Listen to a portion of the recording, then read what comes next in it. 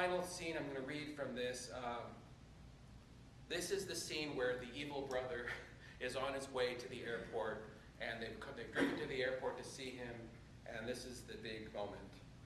The night that Ray was to arrive at Gerald Ford Airport was a strange one indeed. While Milo and Becky rode in the car service to the airport, there was a spectacular flash storm, a veritable tempest. Raindrops were so thick that they blended together and merged like a 16mm documentary about microscopic cells, or like a or atoms. In front of the car was a see-through sheen of water, a moving waterfall. The driver pulled over to the side of the road, and the three of them, the driver, Milo, and Becky, found themselves bursting into nervous, spontaneous laughter as they took in this watery wonderment of nature. Becky said between chuckles in a manner of a horror movie narrator, "Ray has arrived." Then she tried to compose herself in keeping with the somber occasion of her visit to Gold Haven. Looking straight forward at the spectacle, she said, "You know, I'm kind of scared to see Ray again. He's such an angry soul. He scares me." "Me too. I haven't seen him in years. I'm surprised he's coming." "Well, I, for one, do not forgive him for not showing up when Dad died or when Grandma died." He's the one who has to live with that. "Sometimes I think he doesn't have a conscience." "Everybody has a conscience. It comes with the program when we're born." Then he was born with that software corrupted. Be prepared, Milo, to have a sit-down powwow with Ray. Last time I saw him in L.A., he sat me down and went on about how he's neglected as a boy. He's still angry at Luna for getting all the attention when she did those soap spots as a child. He said everything was about Luna. Luna this, Luna that. And then it was all about you and your argue mate as a boy. I never thought I would be scared of my own brother. Becky took Milo's hand and held it for a long moment. Then the rain stopped, and as suddenly as if a fireman had shut down the stream from a hydrant. The song "Never Too Much" by Luther Vandross came on over the car service radio, uplifting them both with its breezy, grooving retro disco guitar. The driver turned the ignition, and they got back on the highway. The rest of the ride, they were silent. Milo had a vision of himself standing before his whole family in his Goodwill tuxedo. There was Becky, Ray, Luna, and his half-brother Paul and Amelia, all circled around the burnt-out Big Bang that had once been their mother. Then they were suddenly all children again, under the California sun, way back when Father was alive, and Grandmother too, back when it seemed the head of the house title was shared by Luna and Mother. At the time, Luna and her lucrative TV spots were the bread and butter of the family, and as a young girl, she was a force of nature, the perfect child.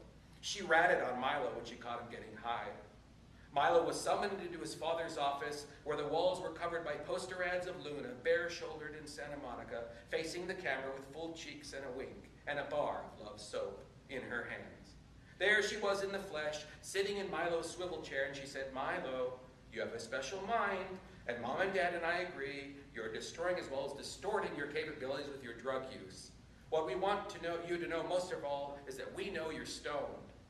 Milo looked out the car service window as they entered the airport complex. His mind slid back 30 years.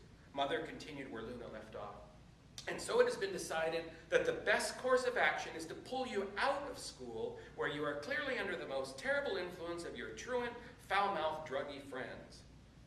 Milo's father spoke softly, kindly, and under his breath. "Your mind is very different. You have the sort of ability and talent that can't be taught. School will only be a hindrance and a liability to your creative growth. It will push you to fit into a box, and your peers, it will only bring you down to their level. Now you remember the night they gave you your total freedom. Your sentence and punishment for being high was complete footloose and fancy-free freedom. You had the mornings all to yourself to wake when you pleased. You had Technicolor TV shows to delight in, the colors of Hanna-Barbera cartoons, the deep contrasts of Star Trek. In the backyard, you could climb the big trees, and there you would think about Uncle Alan's wood carvings. Trees were shapely women with their legs spread as wide as the girls who did cheerleading. And so you fantasized that you were sitting between the legs of schoolgirls and ladies. And you sucked on the hot Santa Ana breezes. And all you could think about was, ha ha, Ray was kept in school while you got out alive. And you imagined a tangled, metal, Dr. Seuss-like mechanism, a complex machine of moving and bending parts that stomped and stamped commonness in the brains of other kids, including Ray. You could almost see its rickety, clinking, clanking conveyor belt, and you could hear its bells sounding off the sirens, sending electric shockwaves of terror into the spines of students. At those prison gates, you could see them from the car window when your parents drove you past school. They made the building look like a kennel for kitties, caging Ray like a lost pet at the pound. As Milo waited at the gate of the Gerald Ford Airport, he felt like he was waiting to see a convict, his brother, the former prisoner of education, who after getting a degree in physics from UCLA, chose to become a house painter who painted muddy abstracts in his spare time. Milo remembered once telling some pretty girl in a New York bookstore that he was an artist, and she mysteriously said back to him with faraway eyes, "Oh, but have you ever painted a white room?" And Milo answered, "No, but my brother has." So that's my scenes from my novel, and I guess I'll open up the floor to any questions. Think of the burning questions. I can handle it. Be general, intimate.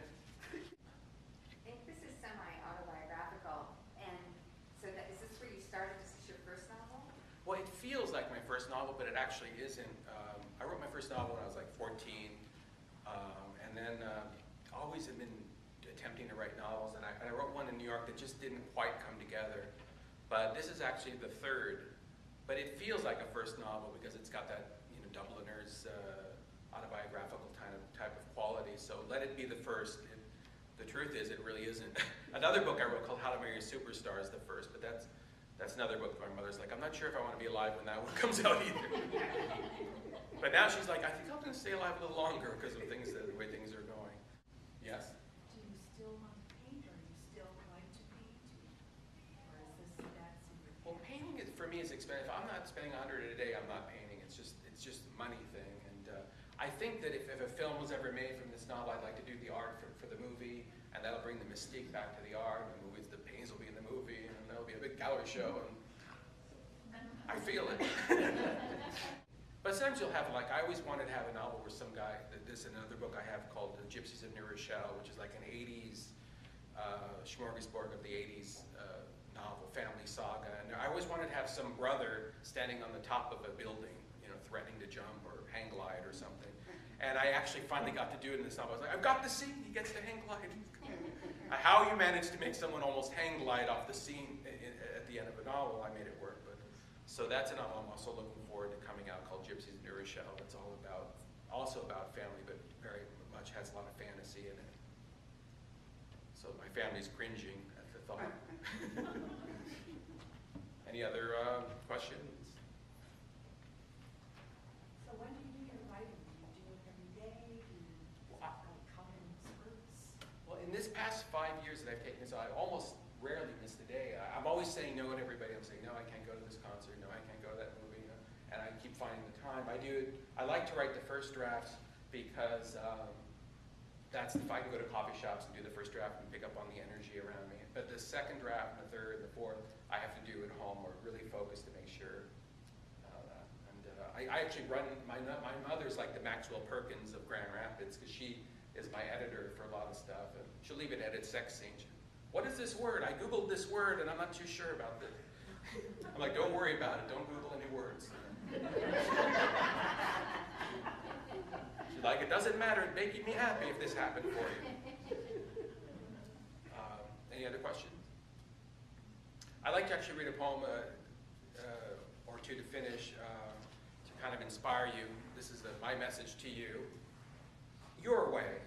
It's not about who you know. It's about how you walk into a room and how you say, that's me, when your name is called. It's how you step forward like a future star on a chorus line on a Broadway stage. And then when the spotlight shoots down and it's your turn to shine, it's how you don't shy away like Frank Sinatra never did when he sang My Way, because you have learned to love the instrument that is you. And even if your life is more karaoke than the Great White Way, you still have to give it all you've got, because though we may be just a few drunk friends or 10,000 strangers, you really need us to love you all the way. So I'll end with that. Thank you very much for coming.